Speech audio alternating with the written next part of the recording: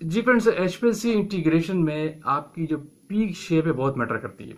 अगर आपकी peak shape acceptance criteria में नहीं है तो डेफिनेटली फिर इंटीग्रेशन में आपको प्रॉब्लम होता है और ऑडिट में सवाल उठ सकता है। तो ये आज की वीडियो का फोकस ये है कि मैं आपको बताता हूँ कि आप जब इंटीग्रेशन करते हैं और आपको पीक शेप थोड़ी सी डिफरेंट नजर आए तो उसको आपने किस तरह कट करना होता है इंटीग्रेशन के अंदर। क्योंकि ऐसा होता है कि एक्सेप्टेंस क्राइटेरिया क्या है कि आपकी जो पीक शेप है वो सिमेट्रिकल होनी चाहिए दोनों एंड से, यूं गई पिक और यूं बिल्कुल दोनों एंड से, फ्रंटिंग से भी और टेलिंग वाले पॉइंट से एक जैसी हो। ये बेस्ट होता है जब आपका टेलिंग फैक्टर बहुत कम हो या जीरो हो, किसी कंपाउंड में नहीं होता। लेकिन समटाइम्स किसी कंपाउंड में टेलिंग फैक्टर डेफिनेटली होता है और गिवन होता है कि इसकी लिमिट ये है और टेलिंग उस कंपाउंड के अंदर आ रही होती है। 1 पॉइंट से कम भी हो सकती है, 1.5 भी होती है, 2 भी होती है। वो डिपेंड करता है कि आपका कंपाउंड क्या है। टेलिंग फैक्टर हर कंपाउंड का डिफरेंट होता है, फिक्स नहीं होता। ये बात अपने ध्यान में रखिएगा। तो डेफिनेटली उसको भी हम एक्सेप्ट करते हैं। क्यों? उसकी वजह ये क्या है कि वो लिमिट में आ रही है। सिमेट्रिकल से थोड़ा सा शेप उसका डिफरेंट हो जाता है। फ्रंटिंग से तो बिल्कुल कर्व आया और जब टेलिंग से आएगी तो थोड़ा सा कर्व लंबा हो जाता है बेस लाइन के ऊपर से।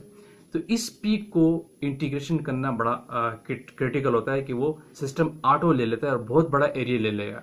लेकिन इसके लिए फिर क्राइटेरिया आप मैनुअली जब इंटीग्रेशन करते हैं तो आपको सेलेक्ट करनी होती है पीक कि कहाँ से कहाँ तक लेनी है। इसी तरह जब पीक की फ्रंटिंग में छोटा सा कर्व आता है, उनको स्टार्टिंग से पहले एक छोटा सा कर्व आता है, फिर एक पीक जा रही होती है और उसको भी इंटीग्रेशन में लेना बड़ा प्रॉब्लम होता है। और यही कर्व समटाइम्स टेनिंग वाली पॉइंट पे आ रहा है तो उसको इंटीग्रेशन में लेना बहुत मुश्किल होता है। तो मैं आपको पीक की कुछ शेप्स बताता हूँ पेपर के ऊपर कि इस तरह की पीक शेप हो तो आपको कहाँ से इसको कट करना चाहिए और किस तरह लेना चाहिए। चलते हैं पेपर पे। जी फ्रेंड्स, तो मैं आपको बता रहा था कि बेसिकली जो डिफरेंट पीक शेप आपके पास होती है और उसको आप जब इंटीग्रेशन में लेते हैं तो बड़ा मैटर करता है। और स्टार्टिंग वाले पॉइंट से और कर्व पॉइंट से डिफरेंट पीक शेप में मैं आपको दिखाता हूँ कि आपने किस तरह उसको कर्व में इंटीग्रेशन पे लेना होता है। फॉर एग्जाम्पल ये आपकी एक बेस लाइन है, क्लियर हो गया? ये आपकी एक बेस लाइन आ रही है, ठीक है। इसके ऊपर आपकी पीक डिफरेंट सिमेट्रिकल पीक क्या होती है, जो परफेक्ट पीक एक्सेप्टेबल है उसकी शेप आपको पता है किस तरह होती है। वो डेफिनेटली ये आपकी पीक है बेस लाइन के और यूं बिल्कुल स्ट्रेट जाती है और शार्प होके यूं आनी चाहिए। ये शेप आपकी परफेक्ट एक्सेप्टेबल है। लेकिन समटाइम्स ऐसा होता है कि आपकी पीक में टेलिंग फैक्टर आ रहा है। अब इस पीक को आप मैं थोड़ा बड़ा करके आपको दिखाता हूँ। ये पीक सिमेट्रिकल परफेक्ट पीक आपके पास आ रही यूं आ रही है और ये गई शार्प होके और ये चली गई। ये आपकी पीक शेप है। अगर आप इंटीग्रेशन में लेते हैं डेफिनेटली इसको आप सिलेक्ट करते हैं और आप जब प्री कैलिब्रेशन करते हैं, जब सिलेक्ट करते हैं ये एरिया आप इतना ले लेते हैं, फिर सिस्टम ऑटो ले लेता है और आपकी पीक जो इंटीग्रेशन करेगा वो इस पॉइंट से करेगा। डेफिनेटली यहां से आपकी पीक ये कट कर लेगा सिस्टम। ये वाला एरिया जो है ना आपका, यहां से लेकर यहां तक जो है वो सिस्टम इंटीग्रेशन पे ले लेगा। ये तो एक परफेक्ट पीक है। लेकिन समटाइम आपकी पीक के अंदर बहुत ज्यादा टेलिंग भी आ रही होती है, जैसे तो उसको हम किस तरह करेंगे। जैसे ये आपकी बेस लाइन आ रही है, ठीक है, ये आपका टाइम चल रहा है यहाँ पे नीचे, लेकिन इसके ऊपर आपकी पीक कभी कभी ऐसे आ जाती है। ये आपकी फ्रंटिंग से बिल्कुल परफेक्ट आई, ठीक है, पीक की शार्प गई, लेकिन यहां से आपका एक लंबा ऐसे ये कर्व आ जाता है। देखिए कि डेफिनेटली ये शेप जी बड़ी मैटर करती है। इसको जब आप इंटीग्रेशन में ले रहे होते हैं ना, सिस्टम इसको बड़ा खतरनाक ले लेता है। सिस्टम इसको आप इसको प्री करीब जब सिलेक्ट करते हैं, इतने बड़े एरिया को लेते हैं, जब आप ये एरिया सिलेक्ट कर लेते हैं पीक के लिए सिस्टम में सिलेक्ट करते हैं, तो इस केस में सिस्टम आपका कर्व यहां से ले लेता है, बहुत ज्यादा पीक, बहुत ज्यादा। लेकिन इसमें टेलिंग फैक्टर आपका एक्सेप्टेबल है। लेकिन इसमें आप जब भी किया करें ना तो यहां से नहीं, सबने एनालिस्ट क्या करते हैं, इसको यहां से काट देते हैं, इस पीक को यहां से काट देते हैं। दिस इज नॉट एक्सेप्टेबल, ये गलत तरीका है। इस पीक को परफेक्ट वे है, ये काटा आपने, ठीक है, इसको बेहतर तरीके कर्व से आपने बेस से बहुत उठा दी। देखिए यहाँ बेस लाइन कितना एरिया है, यहाँ बेस लाइन की हाइट ज्यादा है, ये आपने गलत उठा दिया। ये इतना अगर आपने उठाना है तो ये बराबर होना चाहिए, इसके लिए बराबर रखें आप। इस शेप को आप, मैं दोबारा आपको समझाऊं तो इसको आपने सिलेक्ट करना है तो यहां से सिलेक्ट करें, यहां से ले और यहां तक ले, ये परफेक्ट है, ठीक है। ये जो कटिंग की है ये ठीक नहीं है, ये वाली जो कटिंग है ये ठीक है, और यहां तक भी अगर आप ले रहे हो तो ये बहुत ज्यादा है। उस केस में अगर यहां तक भी ले रहा है, यहां तक भी ले रहा है, लेकिन अगर आपका एरिया में फर्क नहीं आ रहा, अगर आपका टेलिंग फैक्टर लिमिट में है तो एक्सेप्टेबल। लेकिन अगर टेलिंग इस एरिया में आउट हो रही तो इस पीक को अगर आपने मैनुअली लेना है तो आप यहां से नहीं लेंगे, यहां से लेंगे। इस तरह कट किया अगर ये बेस्ट होता है। इस तरीके से लोग काटते हैं, गलत है, और इस तरीके से सही नहीं है। एक और पीक आप और दिखाता हूं, मैं आपको इंटीग्रेशन के हवाले से बता रहा था। एक और पीक शेप आपके पास कभी कभी ऐसे आ जाती है, आपकी बेस लाइन चल रही है, ठीक है, इसके ऊपर आपकी पीक आ जाती है कभी कभी, वो पीक ऐसे आ रही है, ये आपकी बेस लाइन आ रही है। देखिए अब ये सैंपल चल रहा है, यहाँ पे छोटा सा एक कर्व आ जाएगा ऐसे, और फिर आपकी ये पीक स्टेट हो गए, ये परफेक्ट हो गए। अब क्या करें, अब आप इस पीक को सिलेक्ट करके इंटीग्रेशन करेंगे। जब इसको आप ऐसे पीक सिलेक्ट करेंगे तो ये यहां से ले लेगा आपकी, तो ये तो ठीक नहीं है, ये पीक तो एक्सेप्टेबल नहीं है, तो ये एरिया भी उसके अंदर आ जाएगा, दिस इज नॉट एक्सेप्टेबल। तो इसके लिए बेस्ट वे ये है, अगर इस तरह की पीक आपके सामने आ जाए इस शेप में, मैं दोबारा आपको बताता हूँ, अगर यानी ये बेस लाइन चल रही है, ठीक है, और छोटा सा ऐसा कर्व आया, ये कर्व आया नीचे और फिर ऐसे आके फिर ये परफेक्ट, ये बिल्कुल मर्ज हो रहा होता है, और आपकी पीक ऐसे शार्प आ गई, परफेक्ट हो गए।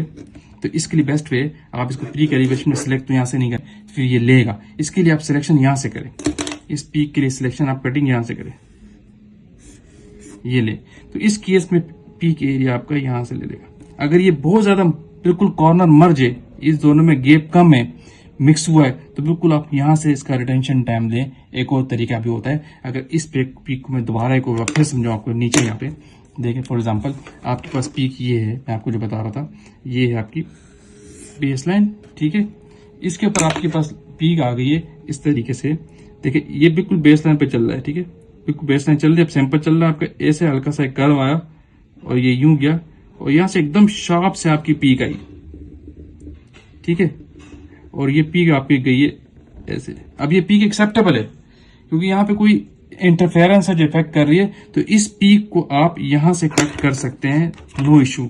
इस पीक को जब भी इंटीग्रेशन करें, सिलेक्ट जब करें, तो इस पीक की सिलेक्शन यहां से ले, यहां से सिलेक्शन लें, और जब इस पीक को जब सिलेक्शन लेंगे तो पीक ऑटोमेटिकली फिर आपकी यहां से कट करेगी और बिल्कुल परफेक्ट आपका एरिया आएगा, ठीक है।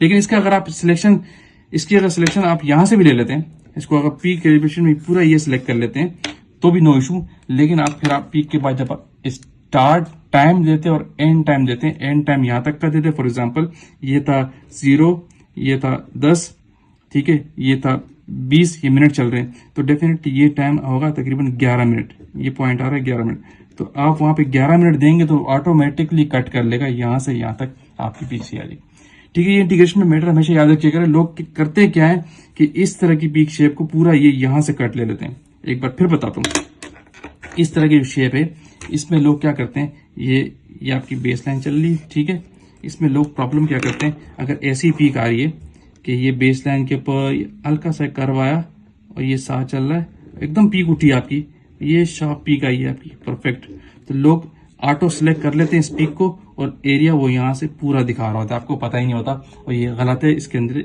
इस चीज का एरिया भी आपकी एरिया के अंदर आता है, ठीक है, क्लियर है। जब भी इस तरह की पीक शेप आए, अगर ये चीज आपके यहां पे आ रही हो या ये शेप आपकी फ्रंटिंग बैक साइड पे टेलिंग वाले पॉइंट पे आ रही है, फॉर एग्जाम्पल ये बेस लाइन पे पीक आ रही, परफेक्ट आई है, ठीक है, ये पीक शार्प बिल्कुल सही आई है, और यहां पे एकदम कोई ऐसे हल्का सा कर्व उठा है, ये टेलिंग वाले पॉइंट पे आ सकता है, तो इस पीक को भी आपने देखना है, ये इसको कट करते हुए यहां से यहां तक एरिया नहीं लेना, इसको कट करना है तो आपने यहां तक एरिया लेना है, ठीक है। जब इसको आपने कट करना है तो ये एरिया लेना है, ये चीज आपने एरिया के अंदर नहीं लेनी, यहां तक लेना है।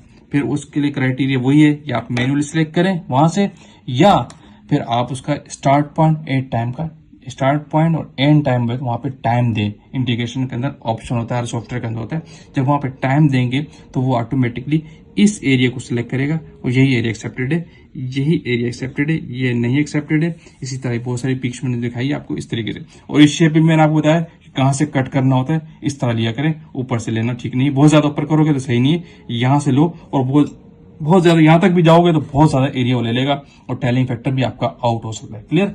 ये पीक शेप डिफरेंट आप फेस करते हैं इंटीग्रेशन के अंदर, जो मैंने आपको डिफरेंट दिखाई है, ये सिमेट्रिकल है, इस तरह की पीक भी आ जाती है आपके पास, इस तरह का केस भी आता है, इस तरह का केस, इसी केस अगर आपके टेलिंग वाले पॉइंट पे भी आ सकता है, फ्रंटिंग पे भी आ सकता है। जब भी ऐसी पीक हो तो आपने इस तरीके से उसको इंटीग्रेट करना है। जी फ्रेंड्स, होपफुली आपको एक कंसेप्ट मिला होगा कि अगर पीक के डिफरेंट शेप्स आ रही है जो एक्सेप्टेबल लिमिट में है, लेकिन उसको इंटीग्रेशन में किस तरह आपने लेना है, किस तरह उसको कहाँ से आपको सेलेक्ट करना है ताकि वो पीक का जो एरिया कट होके जो कर्व आ रहा है वो उस एरिया के अंदर ना आए, ये बड़ा इंपॉर्टेंट होता है। तो जो आपने इस वीडियो में आपको देखा, जब भी इंटीग्रेशन करें तो पीक को इसी तरह सेलेक्ट किया करें जिससे आपका एक्यूरेट एरिया आएगा और आपके रिजल्ट भी ठीक आएंगे। होपफुली वीडियो आपने लाइक की होगी तो शेयर कीजिए, कमेंट्स कीजिए। अगेन कहूंगा जो लोग चैनल पर न्यू है लाजमी कमेंट करें, लाइक करें और चैनल को सब्सक्राइब लाजमी करें। Thank you for watching. Allah Hafiz.